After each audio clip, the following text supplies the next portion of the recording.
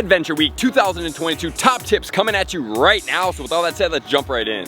Welcome back, everybody. Let me know in the comments below, are you guys excited about Adventure Week 2022 in Pokemon Go? I am quite excited. I hope you guys are too. Let's get after all of these tips, making sure you guys know each and everything that's going to be best served for you guys. So the event is going to take place from Tuesday, June 7th at 10 a.m. local time, and then that's gonna go all the way until Sunday, June 12th at 8 p.m. And just remember, on the 12th, we are also going to have a mini research day, which is gonna be for 4 hours from 11 a.m. all the way until 3 p.m. And during this event, we're gonna have two brand new Pokemon, which are going to be Tyrant as well as Aurorus. And if you guys do wanna see the best of the best video where I do cover if they are gonna be good in their evolutions, which is going to be Tyrant into Tyrantrum, and then we also have the Amaura into Aurorus, you can definitely check out that video right here. And also we have brand new shinies coming out as well, which are going to be Archen as well as Tirtouga, and that's going to go into Archeops as well as Caracosta. So those 4 brand new shinies, 2 of them can be caught not in the wild. You can catch them in or hatch them in 7-kilometer eggs, or get them in field research tasks. And as far as the bonuses go, we are gonna have 2 times XP from spinning Pokestops, we're gonna have 5 times XP from spinning new Pokestops, and we're gonna have half incubator distance, which is going to be very exciting because we have wild spawns, 7-kilometer eggs that we are gonna talk about, we have raids, field research tasks, and more. So with all that said, let's jump right in my top tips, starting off with tip number 1.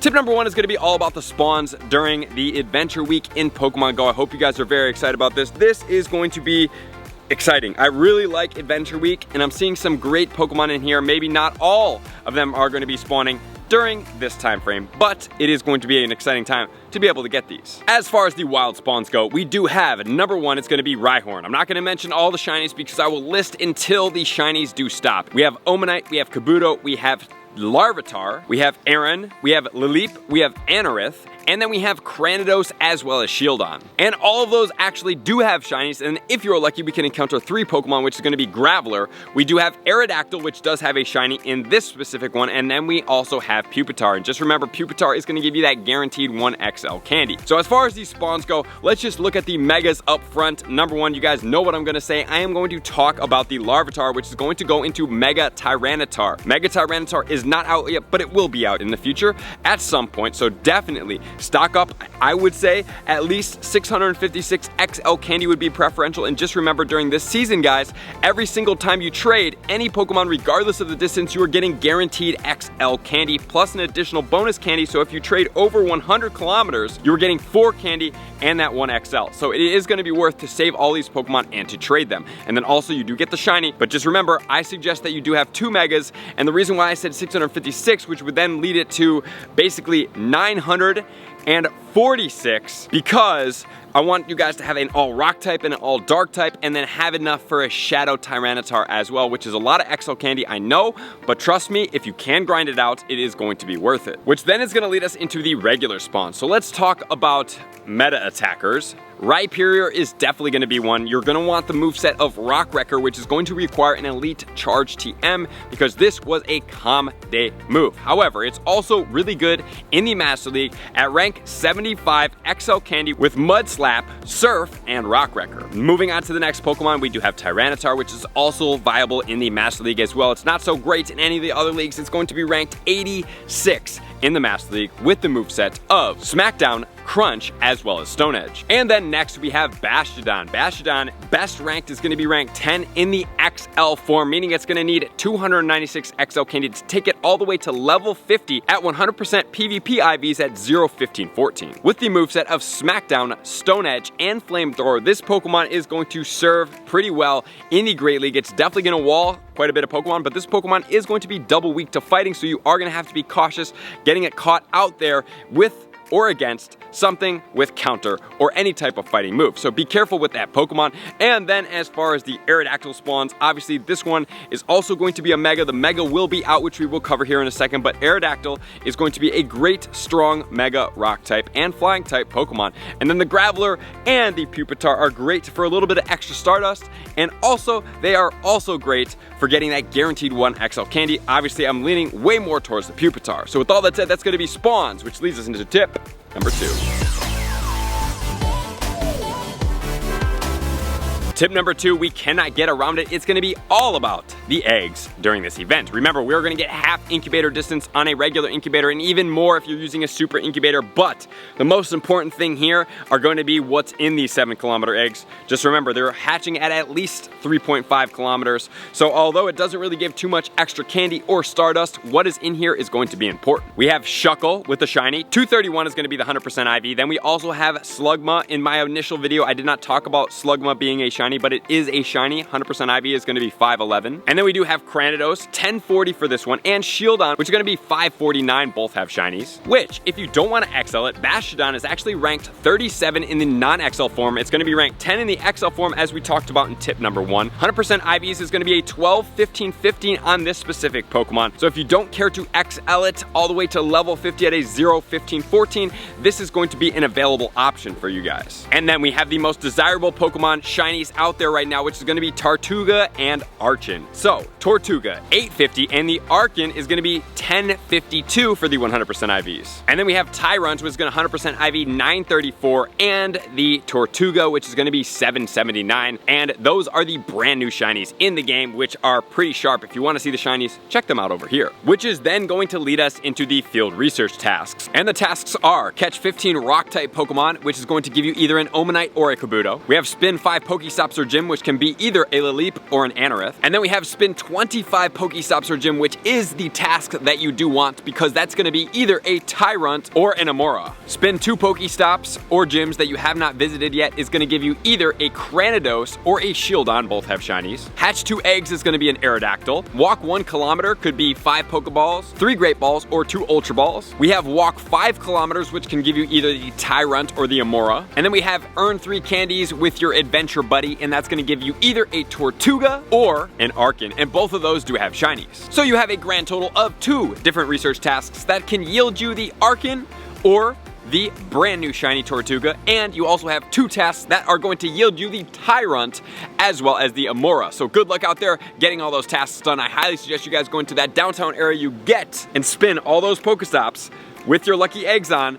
Get all of the new XP. 5 times on a lucky egg, it's gonna be 10 times. And then as you go through and spin all these stops, you can be deleting all of these stops that do not get you some of these. And then also, on this weekend, we have the increased chance for shiny Shieldon and Cranidos coming from field research tasks for the field research day for the 4 hours. So I would suggest mainly you are focusing a lot on as many of those as possible, but also the Tyrant and the Amaura. But then also on this weekend, we will be getting those Pokemon spawning. So it's honestly gonna be a great time, this event. I'm so excited about Adventure Week, especially because of the 2 really cool fossil shinies and the 2 really cool new Pokemon added into the game. And that leads us to the relevant 100% IVs. So I just wanna make sure that you guys do know all of these. First off, we are gonna start off with the Aerodactyl. So remember, Aerodactyl, you can also get it from the Mega Raids, but you can also get it from these field research tasks. The 100% IV is gonna be 1193 for the research tasks. I'm gonna skip over the Omanyte and Kabuto and the Lileep and Anorith because I don't think that they're super important, but the rest are gonna be important for the 100% IVs. So let's talk about the Cranidos and the Shieldon. Cranidos is gonna be 780. Shieldon is gonna be 381. Tirtouga is going to be 638. Archen is gonna be 789. Tyrant is gonna be 700, and Amaura is gonna be 584. So those are gonna be all the 100% IVs to look out for, so I highly suggest you guys do as many field research tasks as possible, especially if you don't want to hatch the eggs, which I talked about in tip number 2, because this is a free way to get around hatching eggs as opposed to using your premium items to be able to get them. So with that said, now let's get into tip number 4. Tip number 4 is going to be all about the raid battles that are going on in Pokemon Go. So let's talk about these. So we have Geodude and Alolan Geodude. I would skip over those. We do have Sudowoodo. I'm sorry, Brandon. I would also skip over the Sudowoodo. But then we have the Unknown F in the 1-star raid. So I'm going to caution you guys about going after 1-star raid shinies. I mean, Unknown F is going to be the first time that it is going to be out. But at the same time, guys, man, I am not a fan of going after 1-star raids for shinies, especially unknown, which is going to be an extremely elusive one. So unless you're feeling lucky, you're feeling good about it. If you're feeling good and feeling lucky about it and you don't really care that much, go after it. But if you do care, you don't want to feel like you have been scammed or whatever you want to call it for yourself, please just skip out on this. Try to get it at a Go Fest at some point. And then we also have the Roggenrola in the 1-star raids, which is going to have a shiny. Once again, I would skip that one. And then next, in the 3-star raids, we have Rhydon. We have actually, which is a 3-star raid that is pretty good, is going to be the Shuckle. You cannot solo a Shuckle. Do not do it. I've tried it. I didn't even beat half of it. Then we have the Tyranitar, and then we have the Aggron. The only thing viable in here, I would say, is the Tyranitar, just to get that guaranteed 2 XL candies. But if you do catch this Pokemon,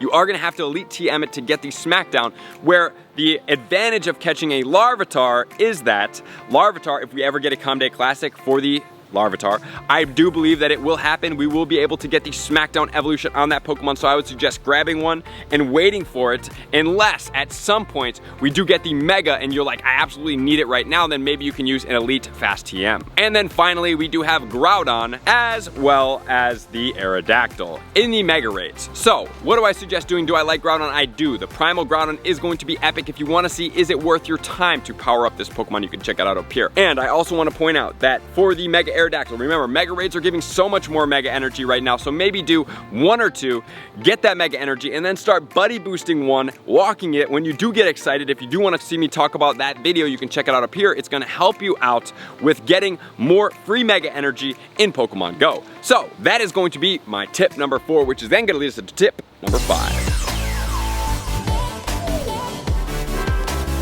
Tip number 5 is going to be all about the stop increases. Remember, 2 times XP for spinning stops, but additionally, we're getting 5 times XP for spinning brand new stops. If you guys are able to get into a brand new area, something like a downtown city, what I suggest doing is deleting out all of your red balls, I know it sounds crazy, your potions and revives, maybe not the max revives, but everything else, feeding all your berries to gyms, and then going around with an auto catcher and spinning all these stops until your bag gets full again, and then you can delete them and go again. But that is going to be the fastest way, even if you get on like a bike and you kind of bike around the city, checking your phone occasionally just to make sure it's reconnected and allowing yourself to be on a lucky egg, which is then going to change it to 10 times XP, spinning all these brand new stops. You can churn a lot of XP this way. I did it when it was 10 times XP, and I turned about 5 million XP in about a day and a half, going around Chicago in places that I had not been before in really dense stop areas, and this is how I did it. And finally, we do have the 4-hour window, which I did talk about, so make sure to save your time, block your calendar off, get ready for that 4-hour window. I will have a tip video coming out to you guys, and I'm going to be live streaming, and I can't wait to do that with you guys together. So thank you guys for tuning in as always.